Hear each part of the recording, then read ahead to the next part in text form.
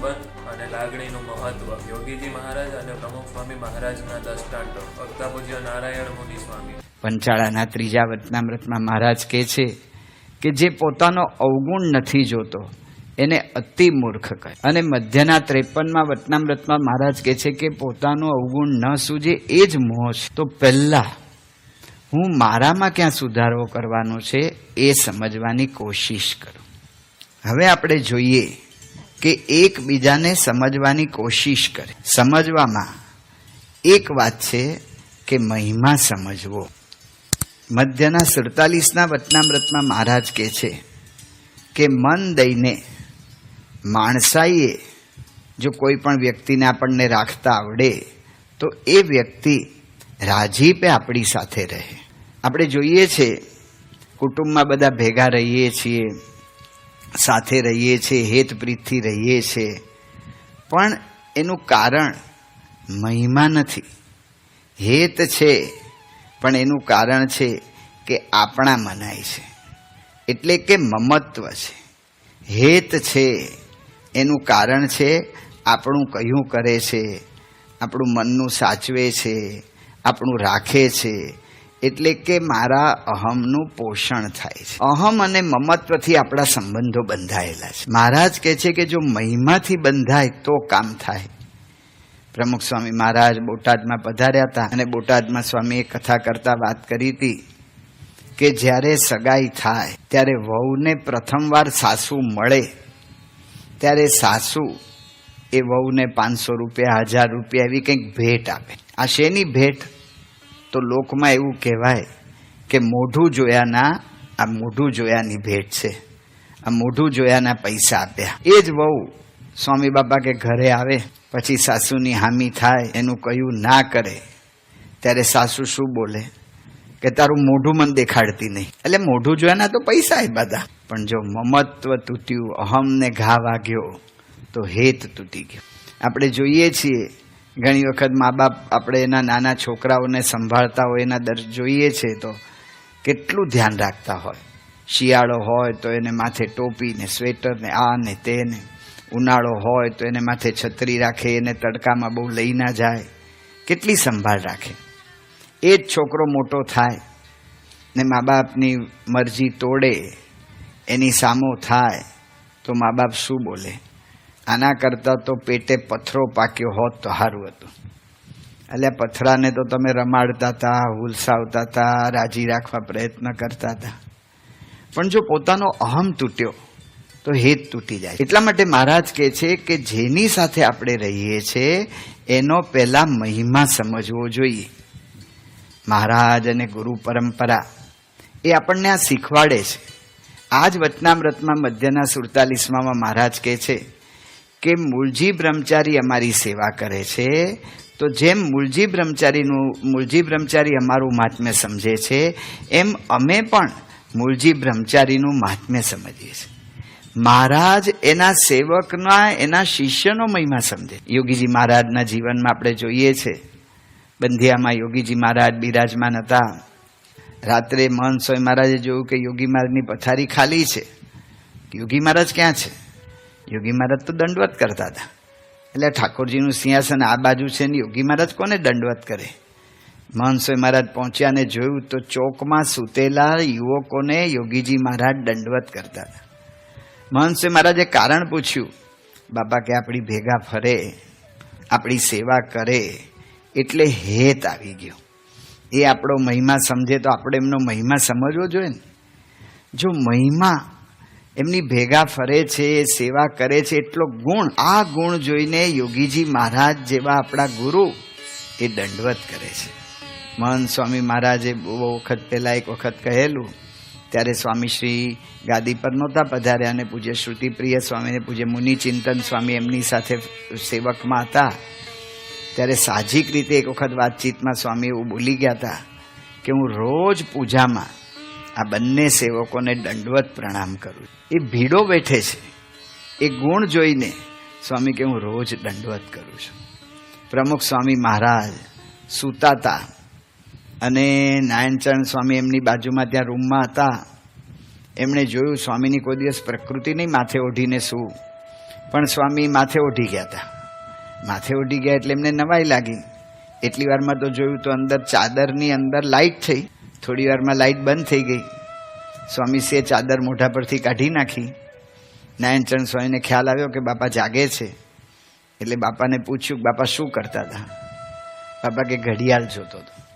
પણ ઘડિયાળ જોવામાં ચાદર ઓઢીને અંદર કેમ બેટરી કરી? બાપા કે હું ઘડિયાળ ઉપર બેટરી નાખું અને તારી આંખ ઉપર પ્રકાશ પડે તો તારી ઊંઘ ઉડી જાય, એટલા માટે હું અંદર રાખીને જોતો હતો. જો મહિમાથી સામેની વ્યક્તિ એની સેવા, એની સંભાળ, એની વૃત્તિ એ આપણા ગુરુ પરંપરા આવી રીતે કરે છે. આવી રીતે એની સેવા કરે છે. હવે મારે વિચાર કરવાનો કે મારા ભગવાન ને મારા ગુરુ એ પોતાની સાથે રહેનારા હોય, એની આટલી આવી રીતે મહિમા સમજે છે, તો મારે પણ આ સમજવું જોઈએ. એટલે સ્વામી કહે છે કે એકબીજાને સમજવાની કોશિશ કરે. સમજે એટલે કે એના ગુણને સમજે, એના મહિમાને સમજે. જો આવો એક કાર્યક્રમ રાખ્યો હોય ગુણ ગ્રહણનો, તો ખરેખર આપણને ખૂબ જ લાભ થાય.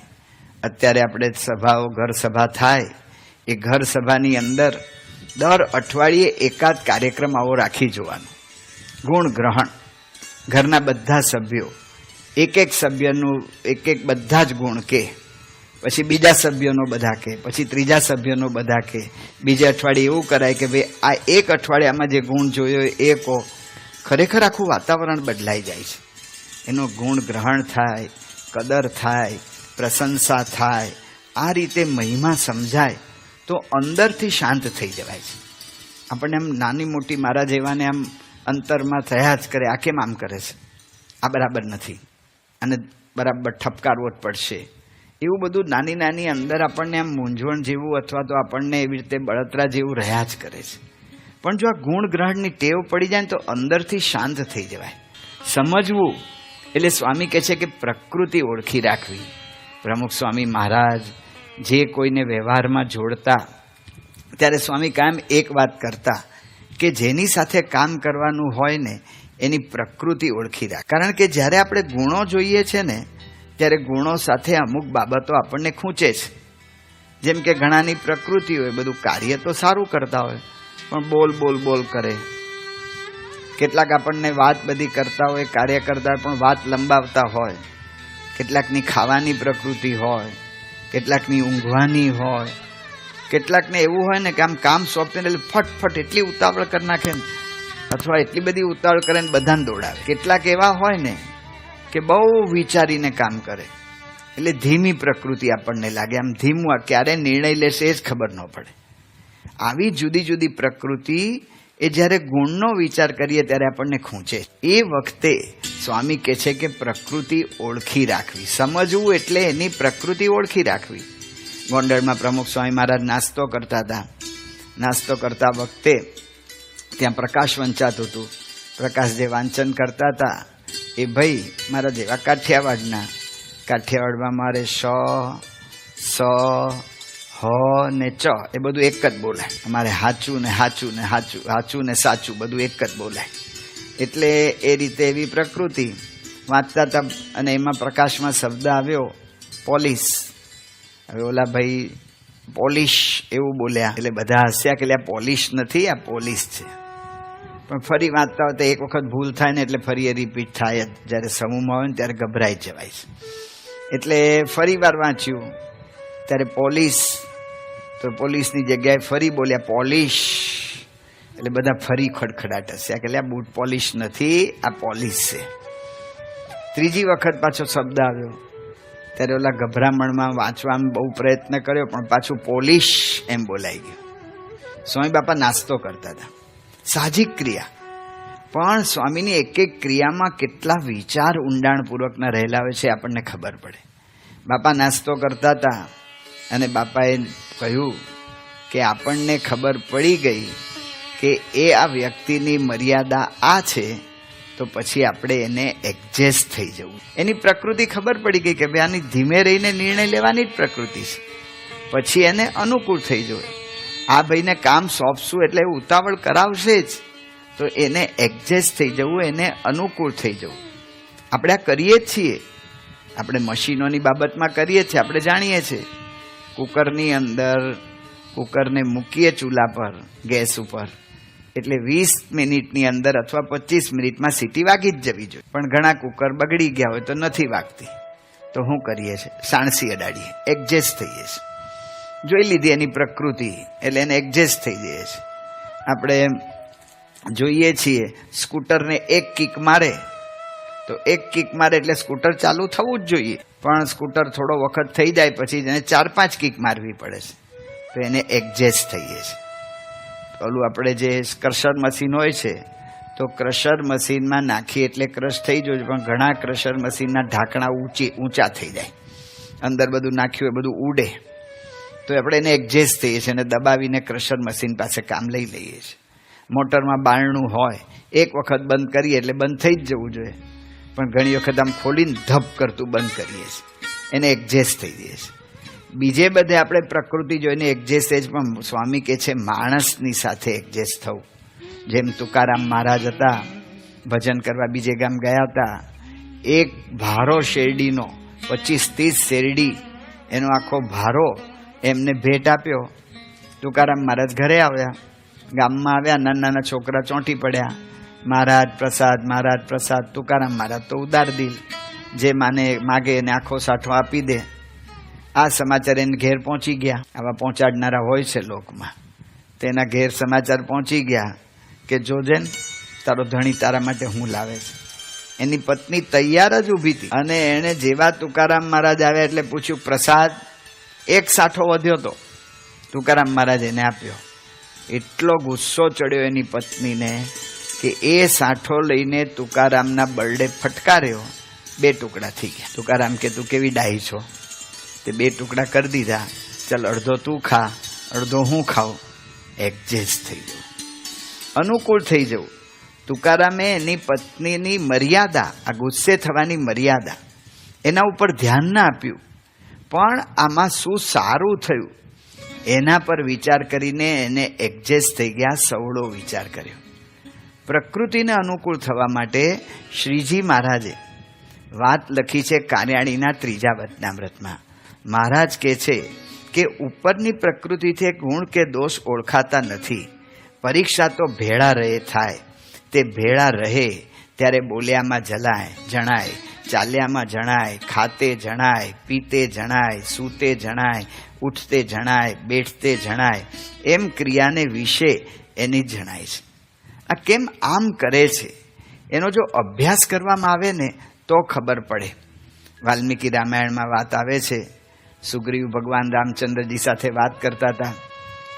દધીમુખ નામનો વાંદરો આવ્યો, એકદમ ગુસ્સામાં બધું બોલતો હતો. બધા જ વાંદરા સ્વચ્છંદી થઈ ગયા છે.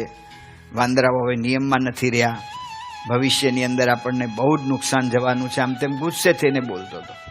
ભગવાન રામચંદ્રજીએ ત્યારે સુગ્રીવને કહ્યું કે આ શું કહે છે. વાઘરામ રામચંદ્રજી પણ સાંભળતા હતા, પણ એ આવી રીતે બોલ્યા એના પરથી એવું લાગે છે કે કદાચ વાનરાઓની ભાષા જુદી હોઈ શકે. તો રામચંદ્ર ભગવાને પૂછ્યું સુગ્રીવને કે આ શું કહે છે. ત્યારે સુગ્રીવ રામચંદ્ર ભગવાનને કહે છે દ્રષ્ટા મહાબાહો સીતા. આ એમ કહે છે કે અંગદ અને હનુમાન વગેરે જે બધા વાંદરાઓ આવી ગયા છે કિષ્કિંધા તરફ, એમણે સીતાને જોઈ લીધા છે. ભગવાન રામચંદ્ર કહે છે કે હું જોઉં છું કે આ ગુસ્સે થયેલો છે અને તમે કેવી રીતે કહો કે આણે સીતાને જોઈ લીધા છે એવું કહે છે. એ કહે છે કે રામ, આ વાંદરાઓ અમારા કિષ્કિંધાની બહાર એક મધુફળની વાડી છે, એ મધુફળ અમે મહેમાનો માટે રાખી મૂકીએ છીએ. એટલે બીજા બધા વાંદરાઓને મનાઈ ફરવામાં આવી છે કે કોઈએ અંદર જવાનું નહીં. આ વાડીનું રક્ષણ આ દધીમુખ કરે. પણ એ એમ કે છે કે વાંદરાઓમાં અંગદ અને હનુમાનજી બધા સાથે આ વાડીની અંદર ઘૂસી ગયા અને બધા મધુફળ ખાય છે. આટલો સ્વચ્છંદી વ્યવહાર માટે આ ફરિયાદ કરે છે. પણ મને ખ્યાલ છે ન એશામ અકૃત કાર્યાણામ ઈદૃશ સ્યાત વ્યતિક્રમ. મારા વાંદરા કોઈ દિવસ નિયમને લોપે જ નહીં. અતિશય આનંદનો કોઈક વિષય હોય ને તો કદાચ આવું સ્વચ્છંદ ભર્યું વર્તન થાય, બાકી થાય જ નહીં. અને અતિશય આનંદ એ જ હોય કે એમણે સીતાને જોઈ લીધા છે. અને આ વાત કરે છે એટલી વારમાં તો હનુમાનજીને, અંગદને બધા વાંદરાઓ આવ્યા અને ભગવાન રામચંદ્રજીને આ વાત કરી. તો જો સુગ્રીવે વાંદરાઓની પ્રકૃતિનો અભ્યાસ કર્યો, મહારાજ કહે છે ખાતે જણાય, પીતે જણાય, ઉઠતે જણાય, બેસતે જણાય, ક્યારે શું કરશે. પ્રકૃતિ જો જાણીએ કે કેમ આમ વર્તે છે, એનું કારણ જાણવા પ્રયત્ન કરે તો આપણને એની અંદરથી ખુલાસો મળે કે અતિશય આનંદ છે એટલે આમ વર્તે છે. આપણે જે આ કૌટુંબિક એકતાની વાતો કરીએ છીએ, આપણો મુખ્ય ધ્યેય તો બ્રહ્મરૂપ થવાનો છે, અક્ષરધામમાં જવાનો છે. તો કૌટુંબિક એકતાની આ જે રીત, આ માધ્યમ દ્વારા આપણે એક સાધના થઈ જાય અને એ સાધના દ્વારા આપણે બ્રહ્મરૂપ થવાય ને અક્ષરધામમાં જવાય, એ વિચાર કરવાનો છે. એટલા માટે ત્રીજી વાત છે કે સમજવું એટલે કે દિવ્ય સમજવા. પ્રકૃતિમાં ગુણો દેખાય આપણને, પ્રકૃતિની અંદર અવગુણો દેખાય, અથવા તો પછી એના વર્તન, એના પરથી આપણને થોડી આમ એલર્જી જેવું થઈ જાય. તો એ વખતે શું કરવું? તો મહંત સ્વામી મહારાજ કહે છે કે દિવ્ય દ્રષ્ટિ રાખ. સ્વામીએ દિલ્હીથી પત્ર જે લખ્યો છે દરેક હરિભક્તોને 3/2/18 એમાં સ્વામીએ કહ્યું છે કે ઘરને સુંદર દિવ્ય મહલ બનાવો. ઘરને દિવ્ય મહલ કહેતા કે અક્ષરધામ બનાવો. અને એમાં સ્વામી અક્ષરધામ બનાવવામાં શું કરવાનું કહે છે? એમાં એક મુખ્ય મુદ્દો સ્વામી આ કહ્યો છે, ઘરમાં સભ્યોને સત્સંગની સમજણ એવી આપો કે પ્રથમ તો એકબીજાને મુક્ત સમજે. પછી સ્વામી કાઉન્સમાં લખે છે ખરું જોતા તો મુક્તો છે. એનો અર્થ શું થયો? સ્વામી કહે છે કે આ ખરેખર મુક્તો છે.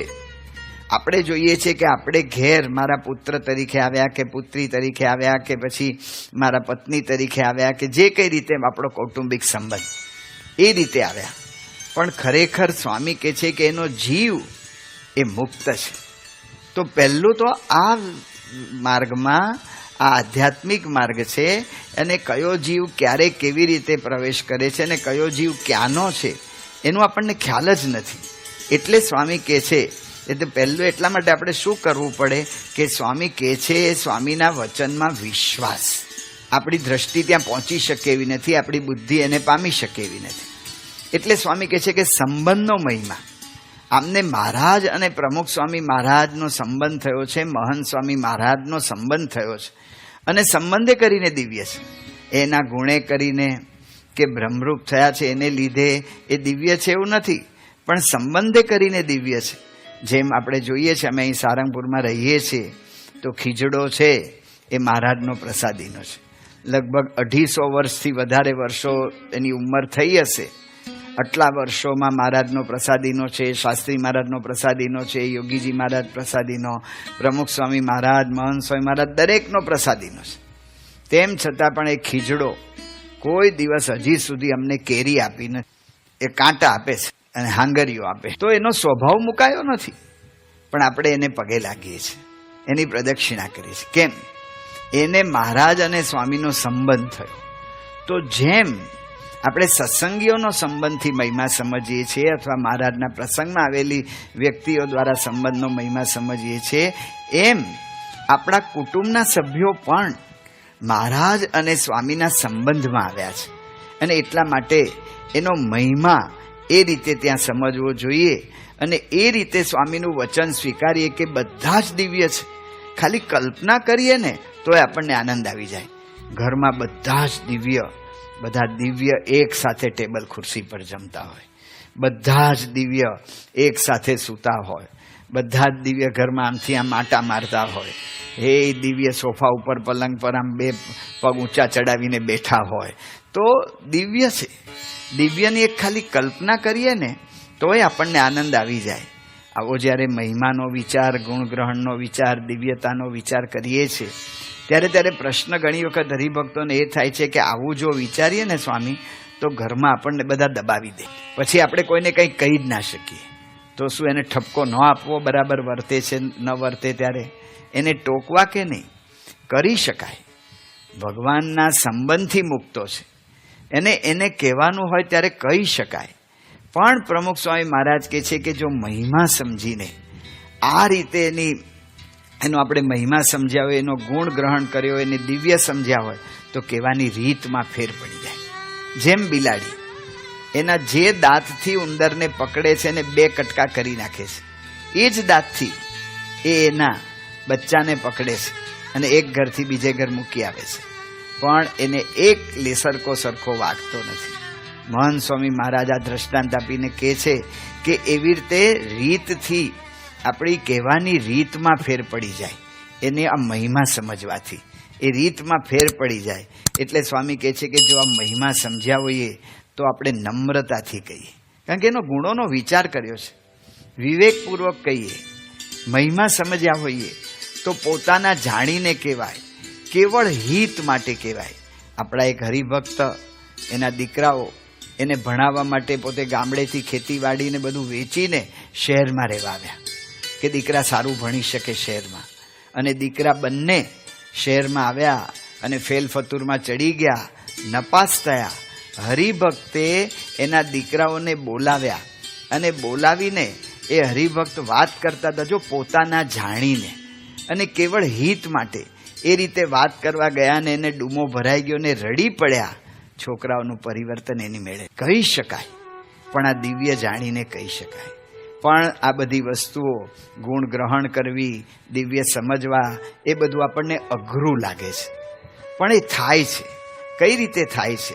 પ્રમુખ સ્વામી મહારાજ, મહંત સ્વામી મહારાજની કૃપાથી આ ઘર સભા એક એવું માધ્યમ આપ્યું છે ને કે જો એ કરીએ ને તો એનાથી થાય જ.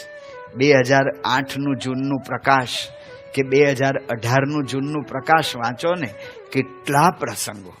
સાસુ ને વહુના પ્રશ્ન, વહુને ઘરમાં ત્રાસ લાગતો હતો, શાક લેવા ગયા ને એના પિયરમાં ભાગી ગયા, પાછા આવે ને સમજાવવા ગયા તો પિયરિયા ઝઘડ્યા અને હવે શું કરવું.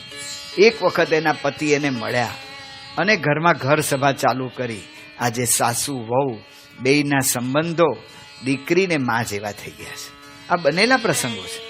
પતિને પત્ની, પત્ની માટે પતિને એટલો બધું ત્રાસ થતો હતો, અડધી રાત્રે 2-2 વાગે પત્નીના પિતાને ફોન કરે, કહેતા કે એના સસરાને ફોન કરે કે તમારી દીકરીને અત્યારે લઈ જાઓ. છૂટાછેડા લેવાની તૈયારી હતી. ઘર સભા શરૂ થઈ. આજે કુટુંબ હર્યું ભર્યું અને સુખેથી જીવન જીવે છે. આ ઘર સભા એટલું સુંદર માધ્યમ છે ને, એટલા માટે મહંત સ્વામી મહારાજે કહ્યું કે આપણે ઘર સભાને અતિ સુંદર દિવ્ય સાધન બનાવો. અત્યારે આપણને આ કોરોના વાયરસની તકલીફ છે, વધારે ઘરમાં જ રહેવાનું થાય છે, તો આ સમયનો આપણે સદુપયોગ કરી શકીએ.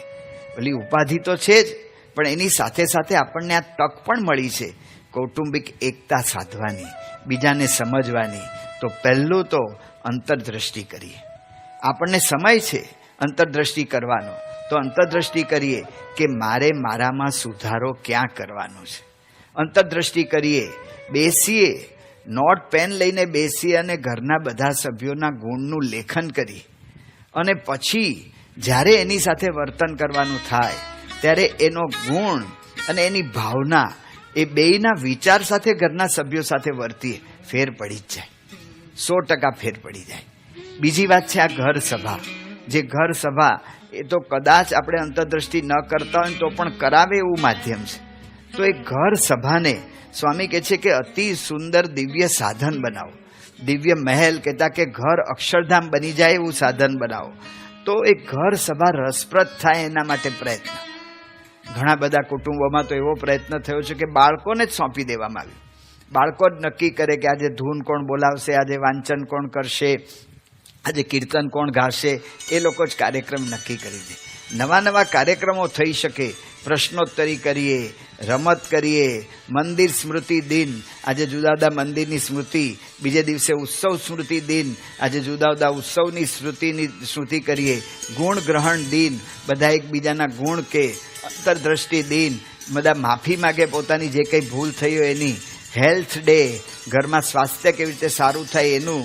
એવી રીતે એજ્યુકેશન ડે, તો શિક્ષણ કેવી રીતે આગળ વધી શકે.